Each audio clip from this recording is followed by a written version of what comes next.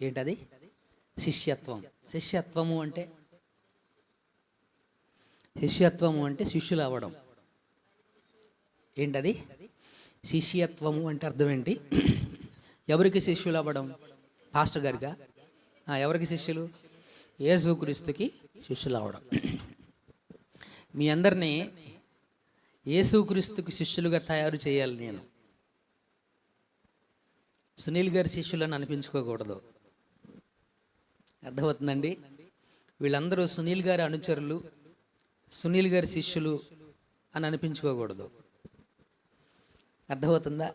నేను అనిపించుకోవలసిన మాట ఏంటంటే, సునీల్ గారు సమృద్ధి జీవం సంఘ సభ్యులను యేసుక్రీస్తుకు శిష్యులుగా తయారు చేశాడనేటువంటి మాట నేను అనిపించుకోవాలి.